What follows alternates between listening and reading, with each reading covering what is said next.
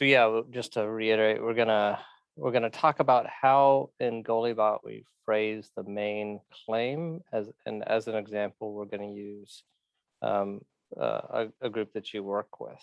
So go ahead, continue Okay. where you were before I so rudely interrupted. No, this is great. So I went to some of the stakeholders at Gluten Intolerance Group, GIG is what we call it. It's a nonprofit organization that is about educating people around living gluten-free. So it could be people with celiac disease. It could be people who just choose that way of eating for health reasons or perceived health benefits. And there's lots of misinformation out there. So this seemed like a good thing to tackle. I went to I can't remember her title exactly, Chief Science Officer. I consider her very science-oriented scientist person at the GFCO, which is their certification arm for certifying gluten-free foods, really science-based, heavy testing, 81-step procedure for certifying foods. Wow. I also went to our social media gal who is listening to what the consumers are talking about, seeing where there's misinformation, seeing where there's contentious issues, because there is a lot of contention around what's gluten-free, what isn't. How do you tell if it's safely gluten-free? How do you trust the certifiers? So there's a lot of back and forth. And then I also spoke to my manager, who's head of marketing, to find out, based on surveys and market research they've done, what are the most contentious issues. So I narrowed it down to 2, which is my assignment. And you're going to help me figure out how to think of it from a GoaliBot standpoint. But here are the 2 claims. And I struggled a little bit with wording, trying to get into the GoaliBot mindset, but obviously I have some learning to do here. The first is a gluten-free statement on a manufactured food product label always means the food is safely gluten-free. And the next one is all oats are gluten-free. These are 2 confusing, contentious, not necessarily true statements, not entirely false, but extremely misleading because of the complexity as you start to dig in to the details of like, well, how do you figure out if a food is gluten-free? The first one about labeled gluten-free, like what does that mean? It means that it says on the label, the words gluten-free. Not that anyone has checked. And so what does that mean?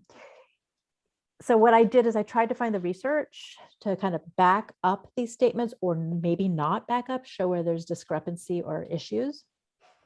And the FDA themselves say, here's the regulation. Manufacturers should follow what it means when you put gluten-free on the label.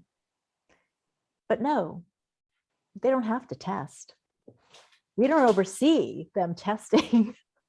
We just trust that they're doing this and complying with it, which then as it trickles down to the consumer says the word gluten-free. The assumption is the FDA is regulating it, but the truth is we don't see that they actually are. And they're kind of saying that they're not. They only do something about it when somebody complains. If there's a problem, somebody gets sick, somebody complains, then they go in and they start to do the testing. So that is definitely something that confuses people, and they're trying to decide what to buy at the grocery store. It's a simple, you would think, thing, but it becomes extremely complex because the labeling is hard to understand. Not everyone knows what to look for.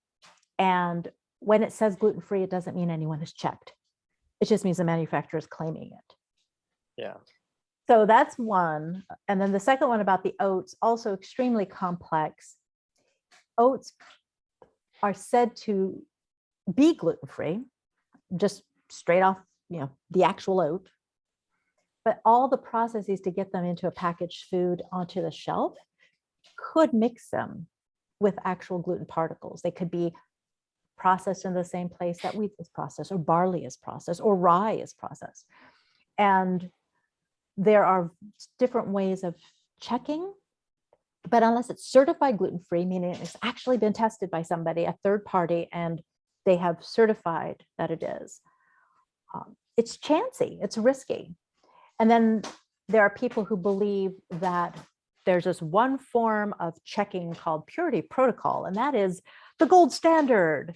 But the truth is, it's just as fallible as the machine sorting that is being done, which is also quite common. And so there's all these different camps. It's extremely contentious, and the consumer's left confused. So both of these, the end result is clearing up confusion for the consumer on Right. two very contentious issues around what is safe to eat. Particularly, this mostly affects the person who has celiac disease, Right.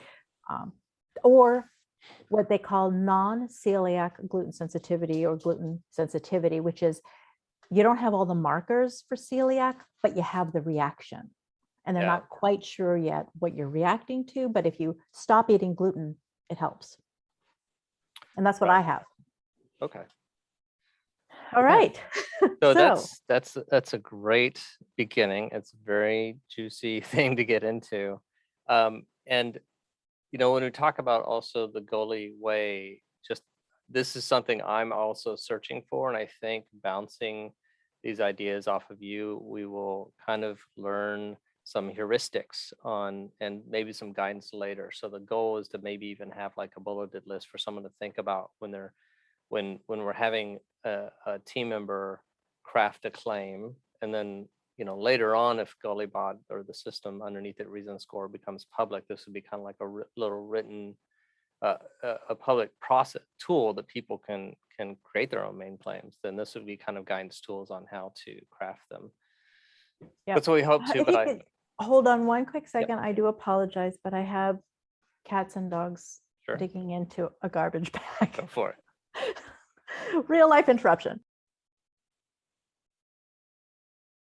So, yeah, what I think is, let me kind of talk through my thoughts when I hear that, and let me also share my screen so we can kind of work through some wording. Gulli wording the main claim, yeah. So what you kind of had so far is a gluten-free statement on manufactured food product labels always means the food is safely gluten-free. And that's very good because it's very specific.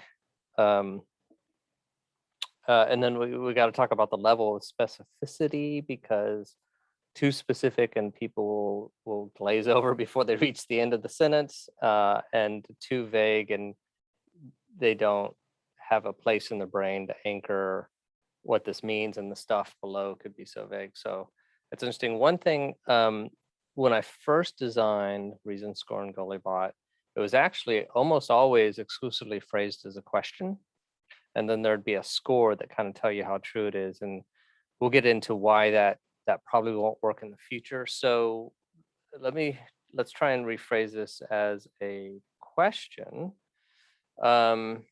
So maybe is it safe for is there a generic term for both? Can we just say a gluten? What's the polite A term? person with gluten intolerance, because gluten intolerance could be celiac disease or gluten sensitivity. And I don't know if they're capitalized or not. Probably yeah, not, right? Probably not. Is it safer to eat So yeah, to eat a food labeled gluten free? And of course, is there a dash and all that other stuff? We're not concerned about that. So that's one possible way to phrase it. There is a dash, though, by the way. Okay. just in case. Until we say it for 100 years, and then they remove it, and they just and then smush they'll it just together. smush it to one word, and then it'll be GF. Is it safe with gluten intolerance to eat food labeled gluten free? That to me sounds pretty good. Can you think of any other phrasings that you think might improve, or as leaving it a question though? So safe for a person with gluten intolerance. I think it's concise, and I like putting safe up front because it kind of also implies the potential for danger, which intrigues people. can capture interest. So I think it's helpful to do a question, and then in the past we would have said 100% true or 100% false, or 0% dash undecided, and it would be a rating like this. But the and that still might be a way that in the UI we can explain it. But then people tend to skip over words and skim. So it could be 100% false or myth, and then they still read the question. Maybe being the phrase as a question, there's less of chance of that because they don't see the answer written. But I think the path, based on probably some discussions with you, is that depending on the score that results, the wording will change that also explains, instead of a numerical value, we will explain Gulli's opinion. So I guess good thing to kind of point out, if it was the recent score system where it was an open debate where people were putting pros and cons, we might leave it as a question, then have a score by it. Maybe, I don't know, actually probably forget that. But GulliBot, I think it ended up being confusing on a lot of the questions if you just put a score and then a sentence that's one way or the other, and maybe even leaving a question. So depending on the score, and just for sake, let's say like 100% equals absolutely true. And let's do 0 is undecided, and then minus 100 is proven false or absolutely. And then you have 50% is possible.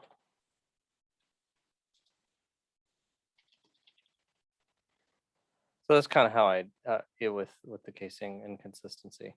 That's how I kind of think of it.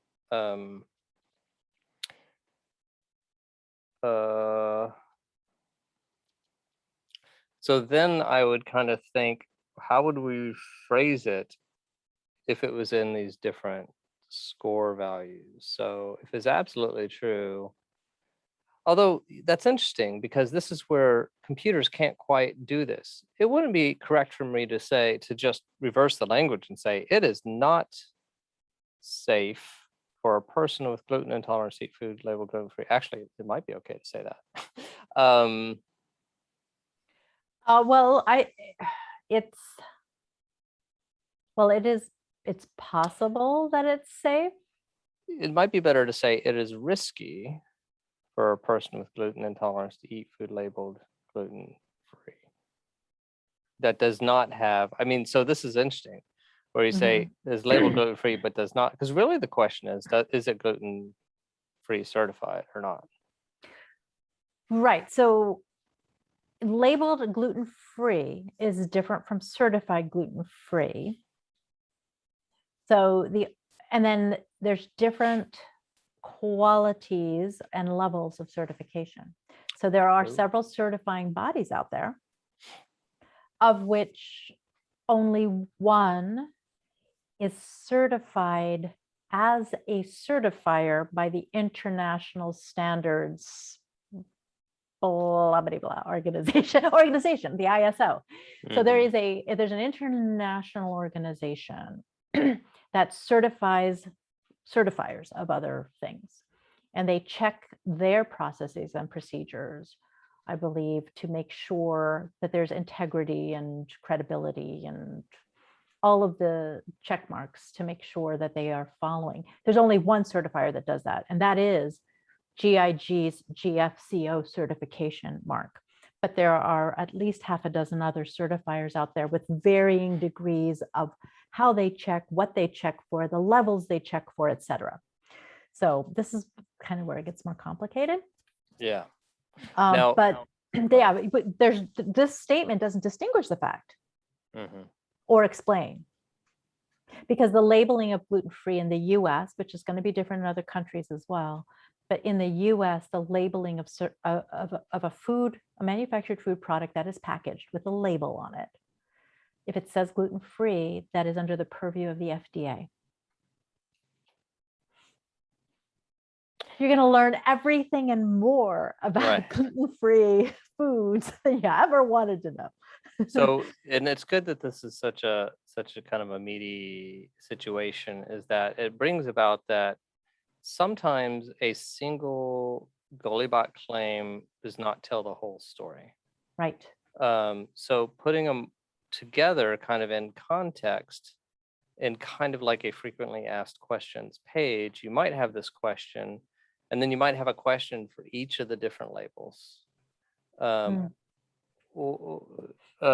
Maybe all under a heading of how do I choose what food to eat if I'm a gluten.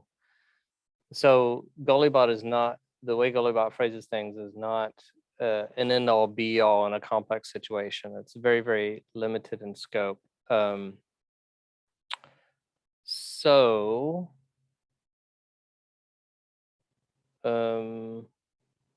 we might then have multiple questions.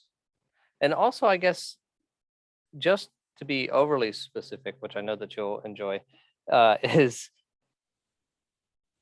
can a package be gluten-free certified? And then somewhere on it, they would also say, as part of their regular marketing, gluten-free. And so if we just said gluten-free, and people may say, oh, it says gluten-free on the package, but not think to look, does it say? So I'm saying, do we need to specify, say gluten-free and not certified, or, you know what I'm saying? Is it safe for a person with gluten intolerance to eat food labeled gluten-free but not certified Yeah. gluten-free? Yeah. Maybe a clarification we have to make. That is a clarification, and that is more specificity. And that also differentiates. And then that also allows for additional questions, sort of follow-up questions. But there are several ways we could do it. But then we get into the thorny issue, is which question is this? Which certification is this statement referring to? Or is it okay to lump them all together? But it sounds like the point Ultimately, that it's you not don't want to. okay to lump them all together. Right. Yeah. So maybe But you don't want it to be certified gluten-free and specify that one at the main claim. You wouldn't want to specify the one, but maybe a follow-up question is, all gluten-free certifiers are equal, or are all gluten-free certifiers equal? Yeah.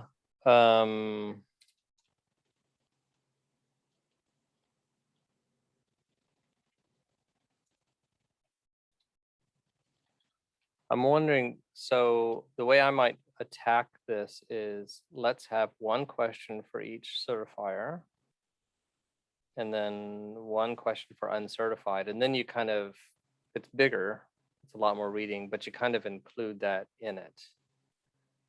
And you could have a different question for that on like your frequently asked questions page in case people say it. But I'm wondering, I don't know if anyone would actually ask that question in that way. Well, which gluten-free certifier can I trust? Right, and that's a great question. That is not a question that Gulli can answer. Exactly. Because it's a yes, no, Yeah. right? Yeah. So multiple yes, nos. So do we want to, can we take one or two of the different, or several of the certifications, or should I make up some dummy names and then use the real name? Or do you have a list of Well, them right now? we could. So one of the challenges is to understand, nobody's really privy behind the scenes to any of the certifiers. We can only know either what they publicly say they do and how they operate, or what other brands have experienced And then they share what their experience has been with other certifiers. So a real challenge is for even just the consumer to know, how do I know that they do what they say they do? Or what exactly do they do to certify? Now, I know GFCO is one of them from GIG, and they're very transparent about the process. In fact, they have their entire, I don't know, 81-step, multiple page standards document and process document available to the public. Like you could actually read exactly what they do. There's a brand new one out on the market. They do all kinds of other certifications, and they just got into gluten-free certifying.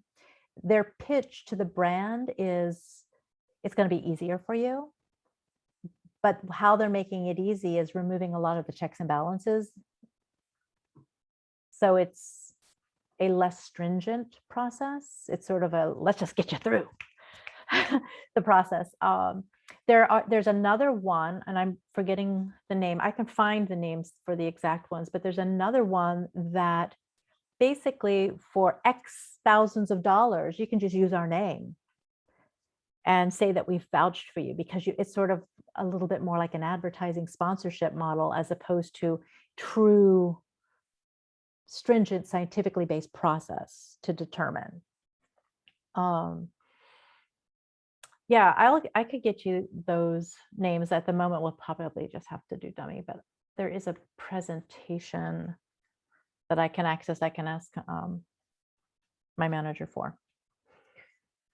And this is the really difficult part, is because everyone's in the same community.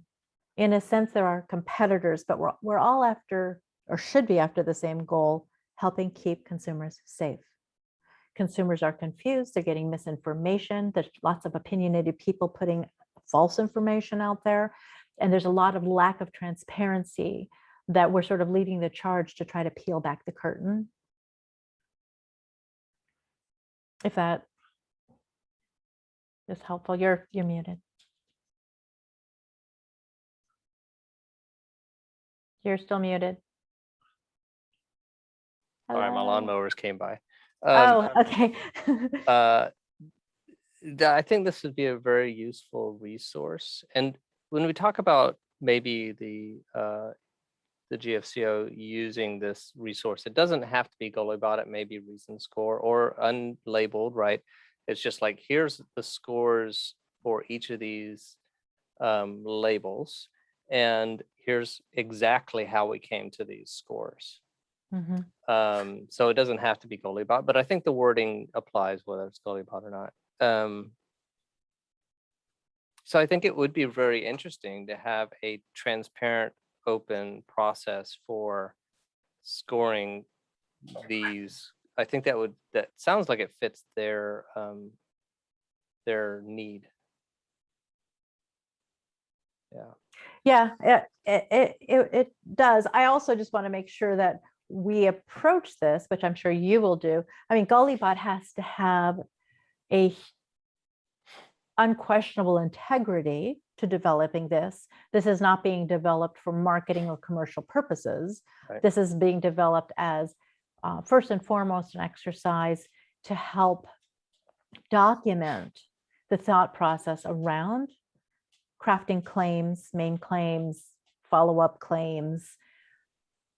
And yet it's also a real issue and a real set of questions that if we apply the GulliBot method of research, verifying, rating, weighing, that the end product will be truly useful, first and foremost for the consumer.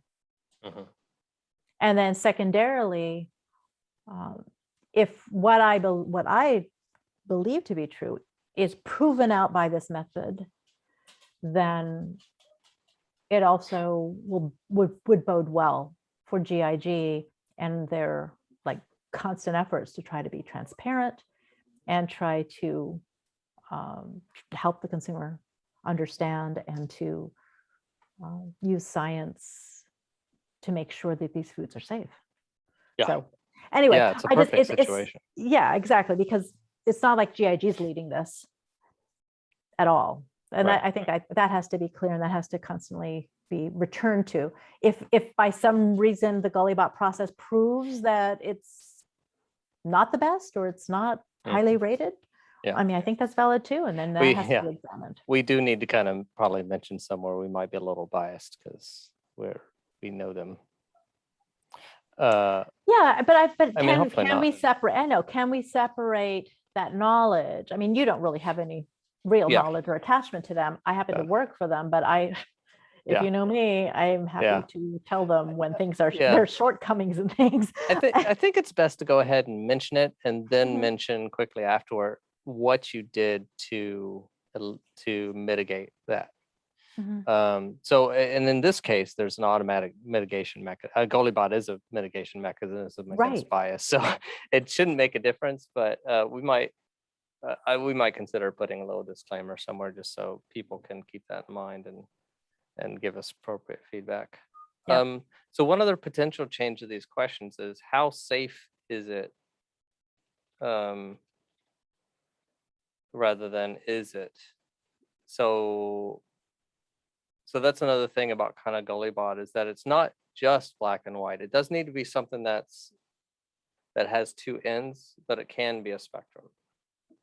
So it's a percentage of safety. Yes.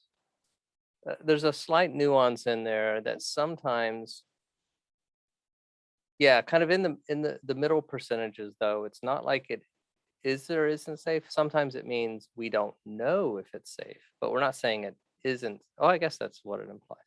Well, Yeah. so that came up today with, if the FDA is regulating when you put gluten-free on the label, meaning they're in charge of that and they have rules around it and what that means. If you put gluten-free, it has to contain less than 20 parts per million gluten. But if they don't have a process to test it, and they don't require the manufacturers to test it, and manufacturers are very confused by, if they're not really immersed in gluten-free, they're very confused by what gluten-free means and how to ensure that every step of the way is gluten-free. So now, how do we know that that label stands for anything for real? So that question, Mark, is already there for anybody as a consumer. It's not even up for debate. There is no true way of knowing that gluten-free stands for safely gluten-free. Yeah. So I think in this case, multiple questions would be good. I think if we were writing it as a question, the question would be, how safe is it for a person with gluten intolerance to eat foods labeled ... and then we'll have the different labels. And then we need to, like, depending upon the score, what I like doing with GulliBot is having GulliBot make the statement as a human would based on the score that GulliBot has so far.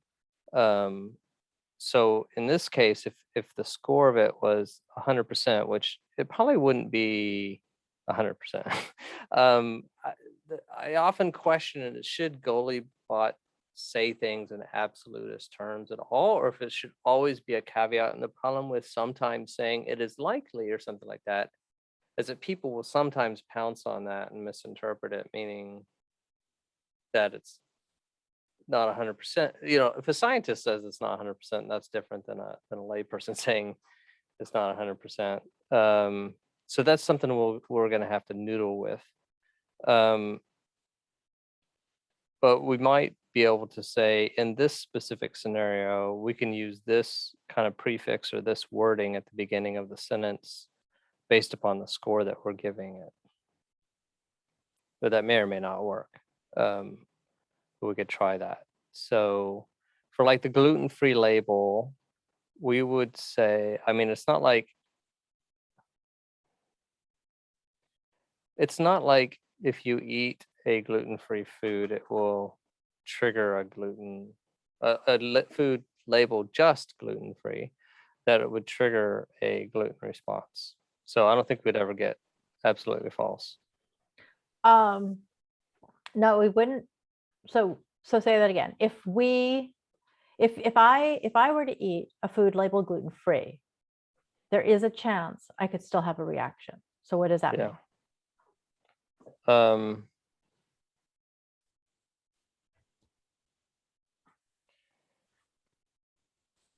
Right. So I'm wondering, should like two ways is we could like completely rewrite the sentence depending on the score, and maybe that's the right thing to do.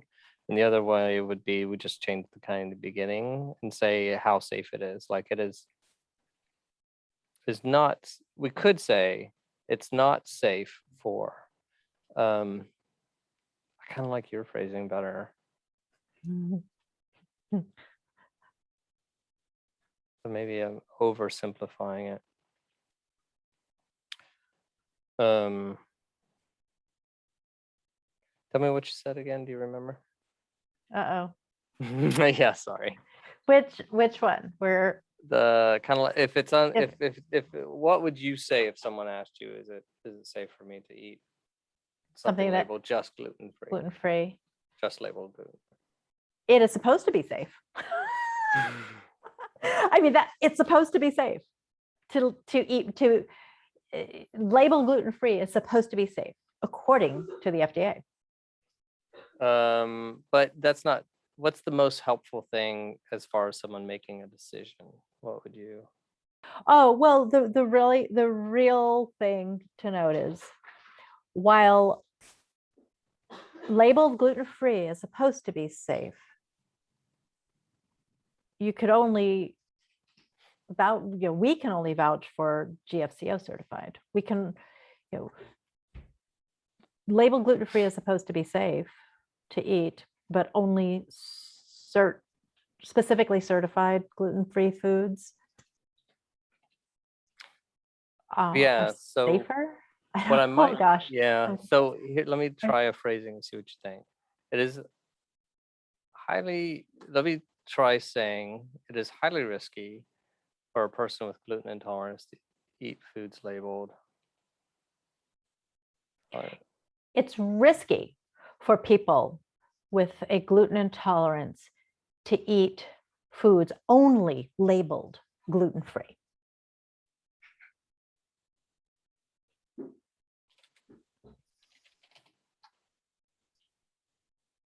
Like only labeled better. Yep. So do you think that highly is overstating it? Highly risky would be overstating it. Okay. Yeah. We're talking about in the US only. Yeah.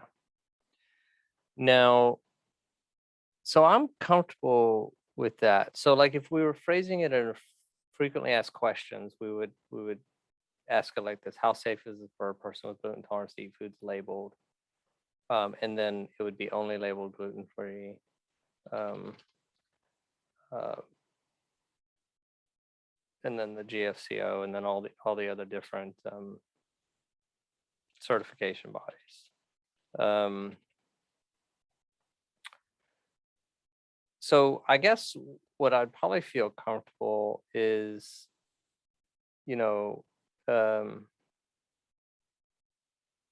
that this kind of be a prefix. It's kind of got that one.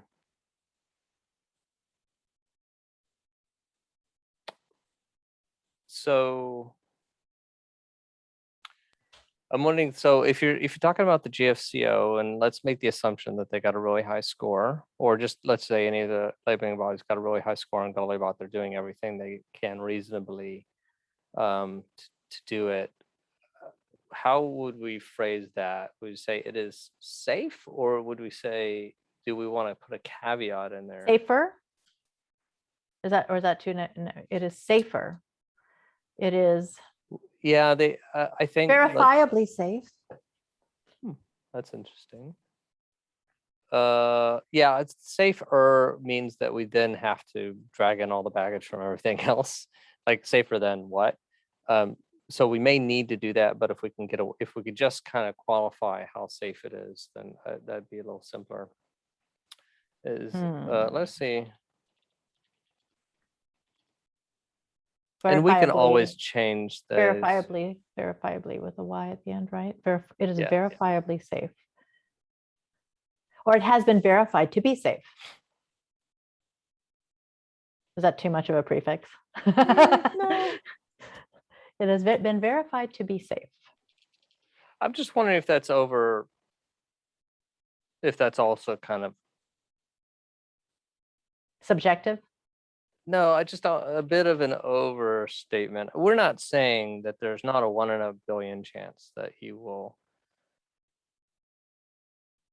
die from eating, have a reaction. I just keep thinking of peanut allergies, which is a Yeah, similar sort of seriously. thing, right? Mhm. Anyways, let's leave it for now, and we could think about that some more. Okay, so it is risky, or it has been verified to be safe. Yep. And then possible, it is most likely safe. Undecided. Undecided would be, it may or may not be safe. I don't know. Yeah. It, Well, I'd almost want to say, because what they want to know is it safe? So just saying it may not be safe. and then unlikely is, There's no guarantee of safety, maybe. it may be risky. I mean, isn't that at the next Yeah. degree down? Yeah. And And we then could it is always risky. change. Yeah, and we could definitely always change those. But I think that that's a good kind of framework to say what's a good center of the sentence, what's if you have multiple things, and what are the good kind of endings to say what the object is, and then what are kind of the prefixes. Okay.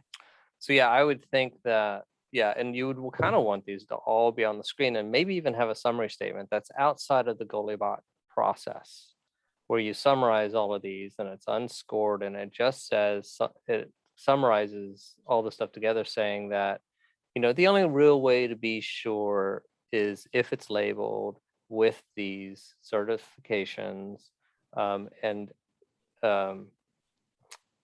you can see below the risk of just having other eating foods with others or uncertified. And that's completely external to the GulliBot process, but I think it would be helpful in this situation. Just to give broader context. Yeah, just to save them time from having to read everything. Okay. Because I'm afraid someone might read the first two and give up. Maybe I'm very cynical about how much reading people do. People who have something sort of are invested in this because either they are diagnosed, particularly recently diagnosed, or someone they're caring for. Yeah, they'll be a child, like a parent, a child. They'll dive deeply. Then there are the general gluten-free community, the influencers. The influencers, a lot of them would pick it apart big time. Yeah. And that's kind of good, because hopefully we could take that. Hopefully the wording around this would have that kind of GulliBot humility and asking for feedback, so we can be aware of them doing those pick aparts. Now they may not want to, because if they're being slightly disingenuous, but oftentimes they aren't. They do it because they care, right? Right. Well, they feel passionately about it for whatever their motivation may be. Yeah. Often a lot of the motivation seems to be fear-based. Sure. And what they initially heard and learned, like with anything, with any misinformation, you are afraid, you are uncertain, you are unknowledgeable. You are now told, and it sticks with you. Even when you later learn that it's false, it still sticks with you, and it still dredges up stuff for you. Yeah. And so taking that emotion out of it is helpful, because there's a lot of emotion around contentious issues. I mean, that's what contentious is. Yeah. And giving them a resource to go to when someone says, I don't think it is. I think it isn't. Then they're not having to base it off their memory. Mhm. Okay. Yeah. How do you feel about this final presentation? We won't say how safe it is. The end result would be, it'd be a combination of, it would say one of these things at the beginning. So let's like label prefix, and then the middle would be for a person with gluten intolerance, the eat the food is labeled.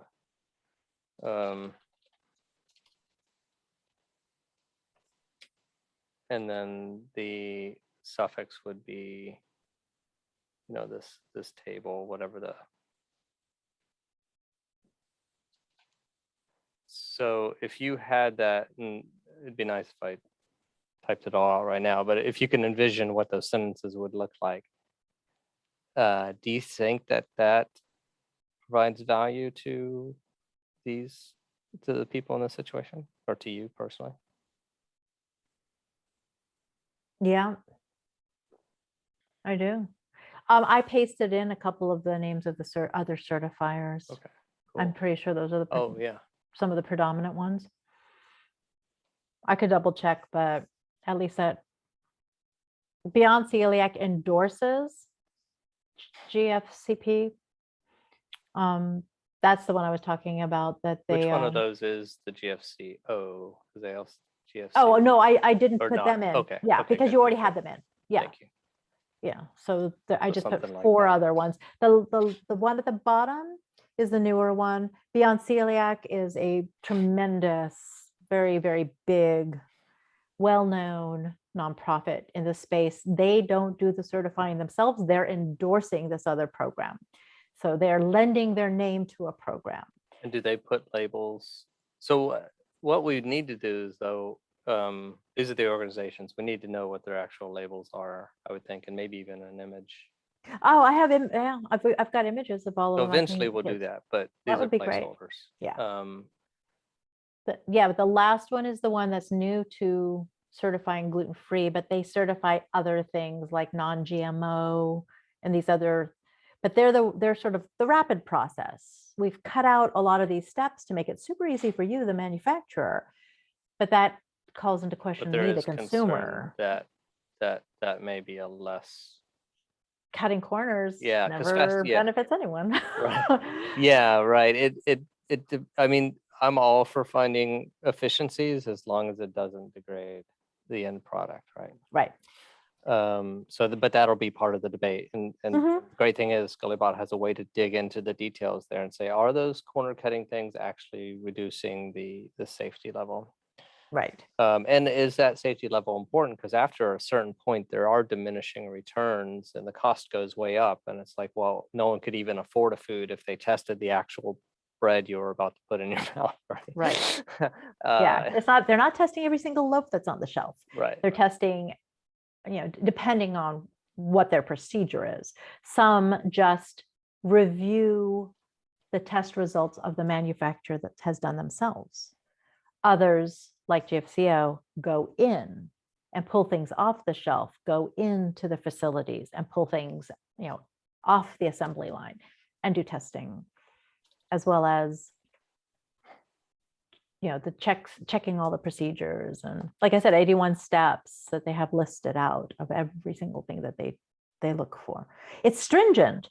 Also, understanding what gluten-free means, the FDA accepts less than 20 parts per million, and they have a whole document. There's a lot of research around why the gluten-free community also accepts under 20 parts per million of gluten particles within. And then GFCO's standard is 10 parts per million or less. So they're able to test and measure more stringent requirements than the FDA is doing.